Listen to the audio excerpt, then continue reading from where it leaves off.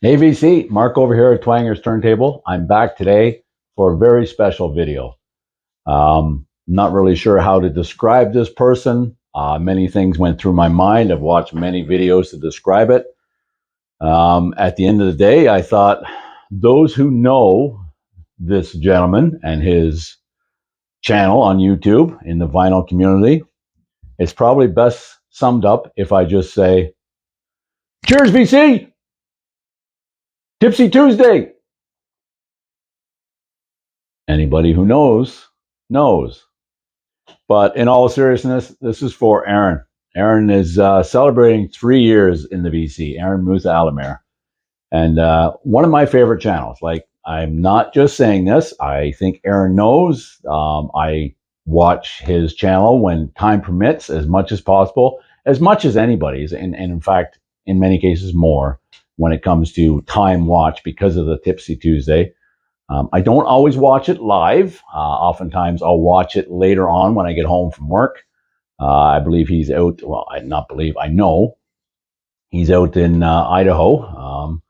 So he's out west, and I'm down east. So I know he's posting his videos probably a couple hours before I even get home from work, or close to it. But he's putting on a contest to celebrate 3 years in the vinyl community, and I don't know very many people in the vinyl community in person. I've made many friends online here, but certainly Aaron is probably tops the list of people that has been just reciprocates. Anytime I comment, he's right there, commenting, and he takes part in my videos. Often will comment on my videos. We have a lot in common musically. We're about the same age. I think a couple of years maybe separate us. And one of the only VCLTs I've ever received in this vinyl community was from Aaron. And that's why I've got these vinyl on display back here. Those are from the gentleman in question here, Aaron Musa Alamir. And completely unexpected. In fact, it all started where I was, he'd offered to send people the All Sinners EP that Josh over at the Flip Side, his buddy, was putting out. And I said, absolutely, I heard it. If you've not heard it, you can check that out at Josh's page as well. The Flip Side, his intro is by All Sinners. And I digress. So he sent me that compact disc, and then he emailed me and said, you know what? I know this all too well, but the cost to ship something up here to Canada, for me, a lot of times is prohibitive. The cost is just as like, well, no, I'll I can't do that. So he contacted me. He says, you know what? I checked into the postage up there, and to just send a CD, it doesn't make sense to just send a CD. And I said, fair enough, let me know the cost and I will, and of course he wasn't going to hear about that. And when it did arrive, that's what was enclosed in the package. So I don't need to say much more. Everybody who knows Aaron knows that's a very common theme throughout the vinyl community. He truly is an ambassador here, and anybody who knows him has a lot of respect for Aaron, and my respect continues to grow for this guy. So without further ado, it is a contest, a triple threat contest to celebrate his 3 years in the VC. So what Aaron is requesting we do is do 3 shout outs to channels on YouTube. It doesn't have to be the vinyl community. At least my understanding was, just the 3 shout outs to channels that we watch, and we would like to provide them perhaps with more recognition, or just to show our appreciation of their friendship or their content. So that was easy for me. There's so many channels. It's a vast community, and keeping it to 3 is the real challenge. I could shout out many, as Aaron alluded to. There's thousands. Any channel I've ever subscribed to, I'm still subscribed to it, and I would shout them out. I may not watch some of them as much as others, or some not at all, but I still subscribe and I don't unsubscribe. It's just a show of support of something we all have in common, and I think everybody appreciates the support. I know I do, and that's kind of do for others. Anyway, it's just a kindness. Um, the next part of the contest is make a video, which is what I'm doing here, showing 3 albums by 3 different artists, which their third album is your favorite in their catalog. Again, anyone who knows me, I don't do a lot of rankings. I find it very difficult to rank my favorite of any band, especially the bands I really like. So the ones I'm showing here, they're bands I like, but they certainly wouldn't be in my top 10 because I lean more towards the hard rock and metal. When it comes to those bands, I was going to do Sabbath, Metallica, Priest, Megadeth, Zeppelin, any of those bands. I could not pick a favorite. That changed. I mean, it depends what I'm listening to, really. I mean, it's often my favorite. Um, a few of those bands, a couple of those bands, I guess, not a few, I have a clear number one, but they're not the third album in their catalog, so they don't qualify. There's so many. Aaron knows this. This is why he made the contest what it is.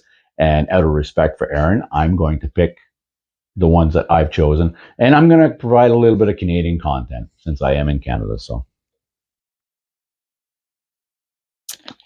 that's one part of it. I thought maybe I could do that was somewhat unique. I mean, I would suggest the vast majority of participants in this video will be in the U.S. or outside of Canada somewhere.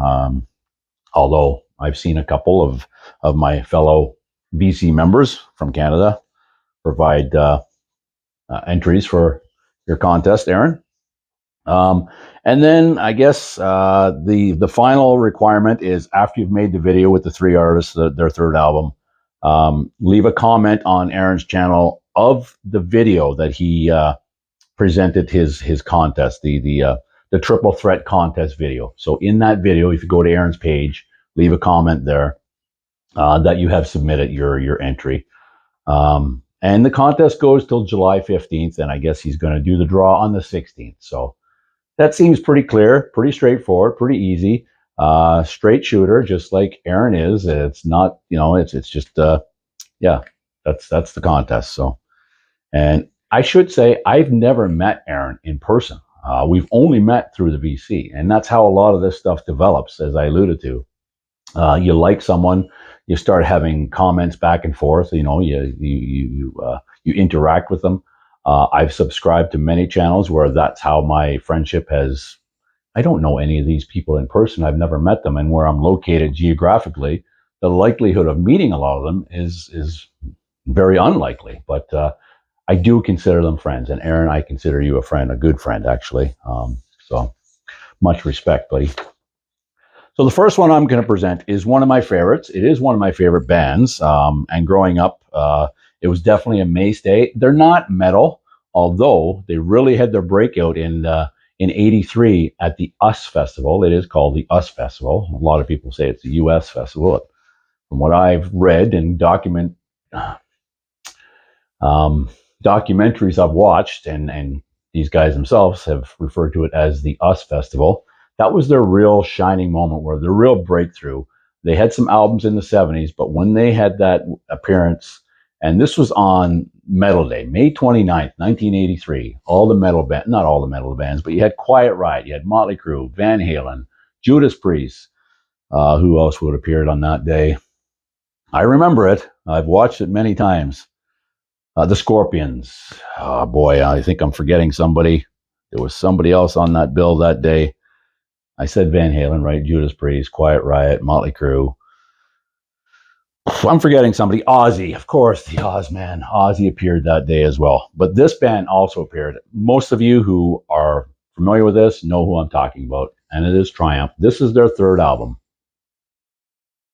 And this came out in 1979, Just a Game. This is probably best known for Hold On, the big radio hit they had, but Lay It on the Line. That's, I think, probably aside from maybe Rock and Roll Machine. I love that tune. But off of this album, Lay It on the Line, what an amazing tune. And Levine, Emmett, and more. The other trio from Canada that I think are often not in the music those who listen to a lot of music, I think, appreciate. Well, it's not even fair to say that. It is relative. It's subjective to age and an era. Although there are a lot of younger people visiting the old music. I was watching one young fella's channel there, Jack, and that's not one of my shutouts, but he's just an inspiration. The hope that there are a lot of young people getting into this classic music. I digress. But yeah, this is their third album, Triumph, Just a Game. Came out in 1979. Fantastic album. Um, Side one kicks out with Moving On, and then Lay It on the Line comes in just with that, just the 12 string Emmett, just wow. Young Enough to Cry, American Girls, the one Moore did while he wrote, and yeah. Side two is Just a Game, Fantasy Serenade, and then Hold On. The probably I think that one was the highest up the charts if I recall, and Suitcase Blues. But yeah, Lay It on the Line that appeared on many compilations and was lumped in with a lot of heavy metal, hard rock compilations. I would not consider Triumph heavy metal by any stretch. That's my opinion, but they certainly are hard rock and classic rock. That's entry number one. That's their third album, and it is my favorite by Triumph. Close, very close. There's very little that separates my favorite from maybe others in the catalog. Um, yeah, I mean, I won't go on like I say, but another Canadian artist. This is also from 1979, and it is by Prism, Armageddon. This is their third album by far. Well, I shouldn't say by far because I don't know the numbers. So the metrics may say differently, the numbers if you went in the charts, but it is their best selling album. A couple of times platinum here in Canada. Fantastic album.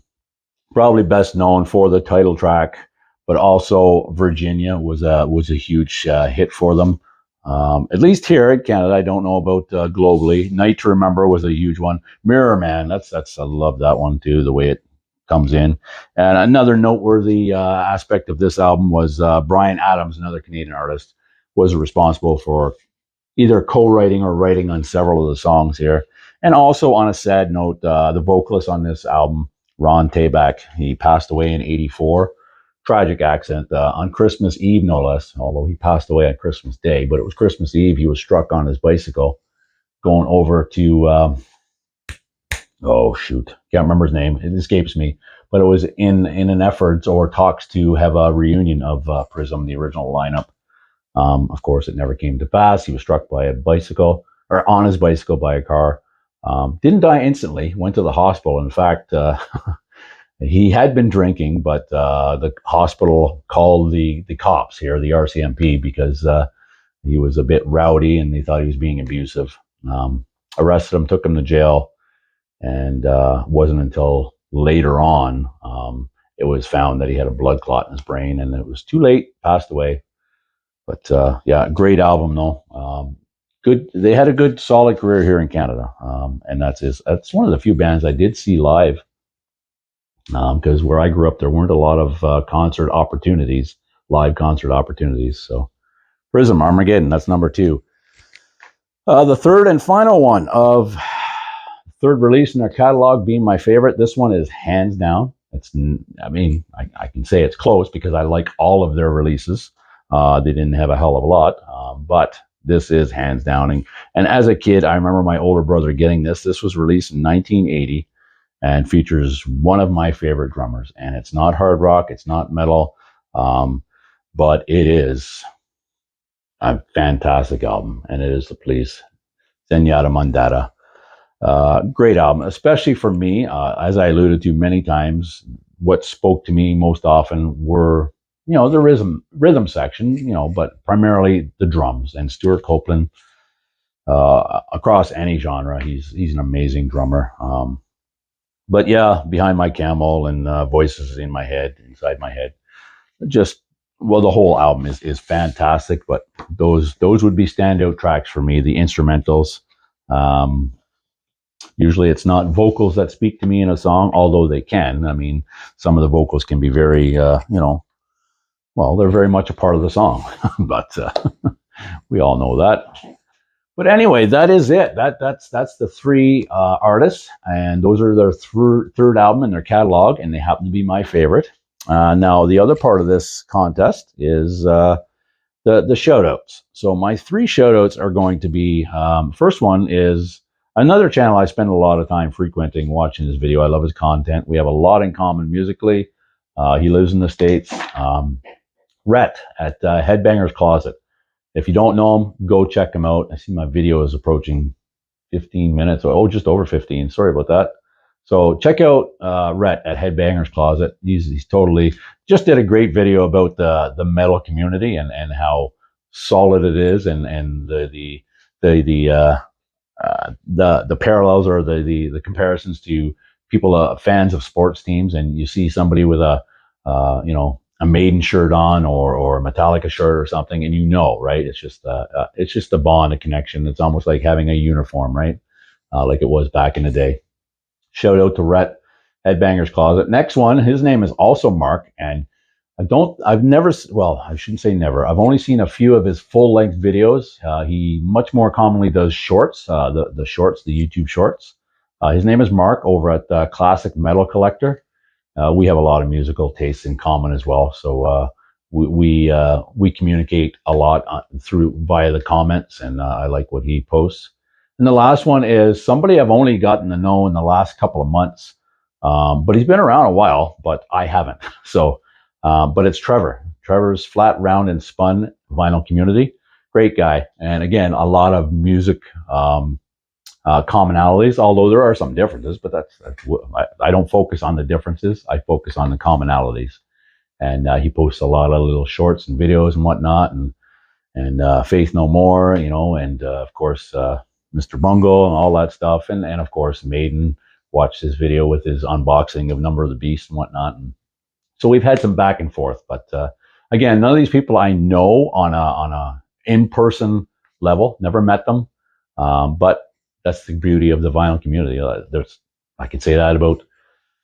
Can I say that about everyone? I think I can. I don't think I've actually met anyone in person. I came really close to Jason in Ottawa when I was living there. I was going to go down to his store and buy some records, and I was never able to, just due to other commitments. Now I'm really going off, but it's all part and parcel to the vinyl community. Thanks, Aaron. I want to thank you, man. Like you've been a real awesome, solid dude and a good friend, and I hope that friendship grows. And who knows? Maybe I've driven past your place many times when I used to have the place in Arizona, as we talked about. Never know. Never say never. But thanks for being a huge supporter and an inspiration to me and many in the vinyl community. The work you put into it, I think anybody who does this themselves appreciates how much work there is involved in doing it, and you definitely make it look pretty easy, at least in my opinion. It's not something that comes natural to me, although I do enjoy it, and it's getting better. It's getting better. Anyway, I'll leave it at that. Again, everybody, go over to Aaron's page, subscribe first and foremost, like him, and follow along. You'll get to know Aaron, and you'll find out for yourself how an awesome dude he is. And yeah, good luck to everyone in the contest, and hope to see you again soon. Want to jump on some of these threads that are happening because they're a lot of fun. But this was something I wanted to do much sooner, but other commitments prevented me from doing so. Take care, everybody, and I'll see you again soon here at Twanger's Turntable. Cheers, all.